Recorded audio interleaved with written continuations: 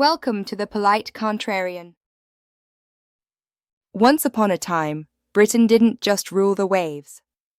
It built the rails, bridges, and ships that ruled them too. We invented the modern world's infrastructure.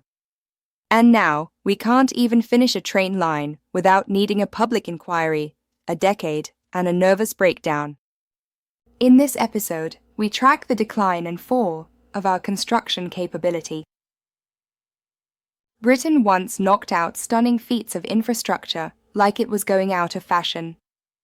The Stockton and Darlington Railway, 1825, the world's first passenger train line, built by people whose health and safety assessment amounted to don't stand too close to the moving engine. The Clifton Suspension Bridge, completed in 1864, despite the minor inconvenience of Isambard Kingdom Brunel dying halfway through. The RMS Mauritania, launched 1906, and held the blue ribbon for fastest transatlantic crossing for 22 years. Britain's motto back then seemed to be, build it. Better than everyone else. Faster than is sensible. Fast forward a century. With government policy for the last 80 years actively seeking to stop development in places where it might organically happen, Britain's latest achievements include colossal wastes of money, half-completed tunnels, quarter-built railways, and housing developments that never make it off a council PowerPoint slide. You may ask, is this just sensible modern health and safety standards, or modern material costs? No. Other countries have health and safety regulations. Other countries have inflation. Yet somehow, South Korea's KEPCO built the Baraka reactors in the UAE on schedule with 30% lower costs than comparable Western projects. French high-speed rail has completed major new lines in under a decade and at a quarter of the cost per mile of HS2. Let's look at some native examples. HS2.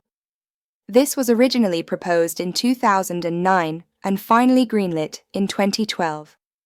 It was first budgeted at £37.5 billion, and for that price we were getting a service between London, Birmingham, and then Manchester and Leeds. It is now projected to cost over £100 billion, and for triple the price, we are getting about one-third of the railway, from somewhere in the suburbs of London to somewhere in the suburbs of Birmingham. Still unfinished. HS2 also gave rise to the notorious Bat Tunnel. The route of the railway passes through a bluebell wood in Buckinghamshire, home to the rare Beckstains bats. Once the risk of harming these bats was flagged, HS2 felt it had no option but to spend £100 million for another tunnel for the railway, specifically for the purpose of keeping the bats away from the trains. It's not just the railways. The Lower Thames crossing was first proposed in 2009. Planning permission has taken 4.5 years to be granted, famously generating 359,000 pages of planning documentation and costing over £1 billion so far, and not a shovel has been picked up as yet. Latest expected opening date, 2032. Maybe. We came into this thinking about housing. Ebbsfleet Garden City was announced in 2014 with a target of 15,000 homes.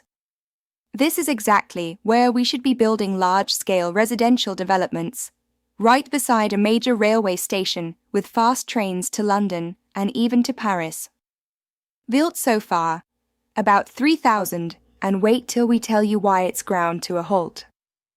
Homes need clean water. But the last major reservoir to be built was the Carsington Reservoir in Derbyshire, which was completed in 1992.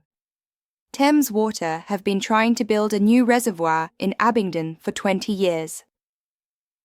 But let's focus on Heathrow for a minute or two. Britain's largest international embarrassment.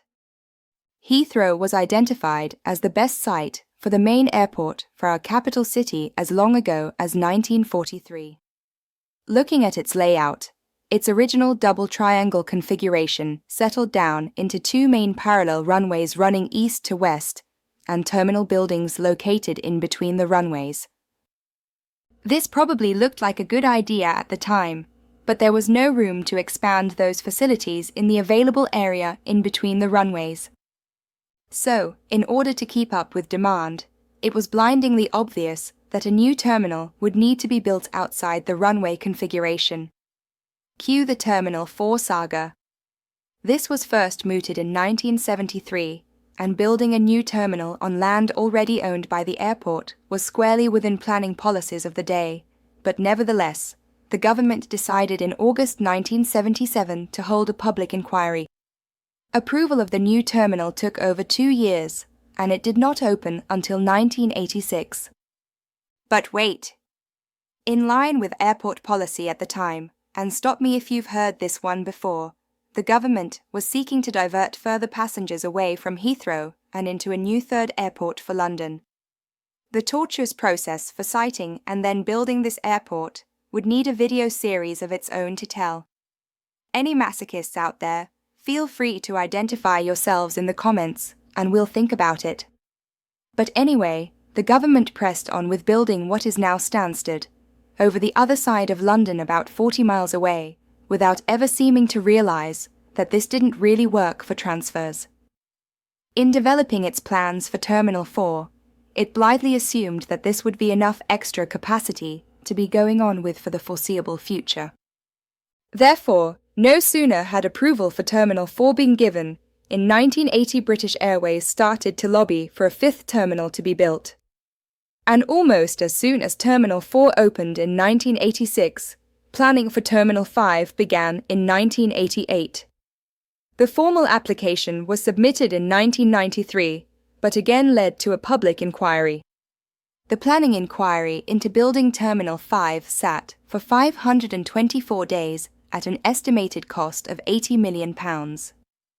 It took 8 years from the original application being submitted in 1993 to the conclusion of the inquiry in 2001. It then took another 7 years to build the terminal, before it eventually opened in 2008. And that's for building another runway. Even we would need to go for a long lie down before trying to summarize that. Meanwhile, at Schiphol Airport in Amsterdam, which is run like a business rather than a sixth form debating society, there are 6 runways in full operation. Frankfurt, 4. Paris Charles de Gaulle, 4. Heathrow, 2.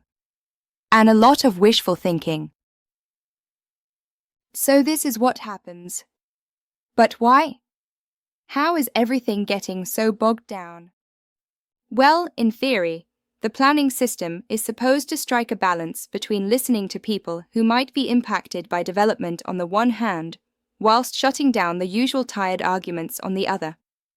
National plans are supposed to give a clear steer as to what type of development should be preferred and where. Local councils are supposed to disregard objections based on alleged declines in property values or disruption arising out of construction, for example. But since World War II, every government has tried to move economic growth away from where it naturally wanted to happen, London, Birmingham, Manchester, by forcing it into development areas. The result: endless public inquiries, endless objections, endless consultative bodies saying no, but have you thought about the endangered moss population? Today, these are just some of the quangos and bodies that can and will block a major project. Natural England blocked a major part of the Ebbsfleet development by designating a chunk of the site, a former quarry and cement works, a site of special scientific interest, after a colony of rare jumping spiders was found. It also pressed the risk to the rare bats on the HS2 route, though it claims not to have insisted on the bat tunnel.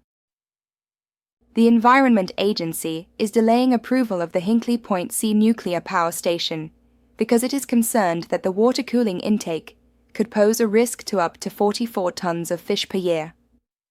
In the UK, we consume around 900,000 tons of seafood every year.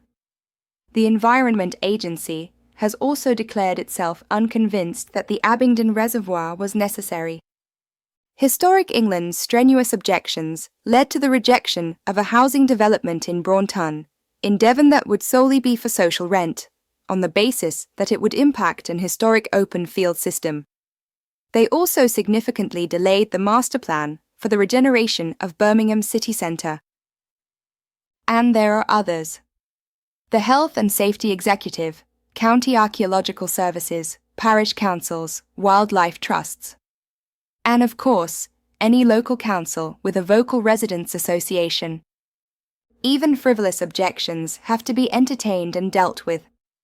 We have signed up to the Aarhus Convention, a charming little UN agreement that gives the public the right to environmental information, a seat at the table, and the ability to take governments to court when they feel the planet's been slighted.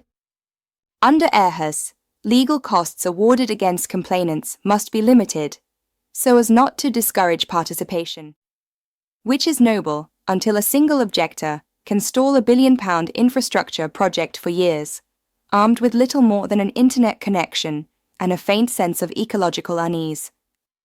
In the UK, this maximum exposure has been set at £5,000 for an individual or £10,000 for a group, so a few days crowdfunding can cover all the risk on the claimant, while projects such as the A38 Derby Junction's upgrade are delayed by years, at a cost of millions, over fears about ancient trees and air quality. Looks like successful infrastructure policies actually did go out of fashion. Britain didn't become incapable. We became unable to decide. We confuse process with progress, risk assessment with ambition. A system where it costs a protester a few grand to stop progress that costs the rest of us billions. Environmental democracy, yes, but also, at times, a masterclass in paralysis by process. In conclusion, we have voluntarily surrendered our world-leading ambition and capability to build infrastructure by inviting into the process far too many voices that have no skin in the game and no vision beyond next week's committee meeting. Every downside, no matter how trivial, becomes a veto. And once it's on the official objections list, good luck overruling it for their abstract public interest. The hard truth is, no infrastructure project is without downsides. The mark of a serious country is its willingness to judge them fairly and build them anyway. Next time, we'll talk about how to break free and build like a grown-up country again.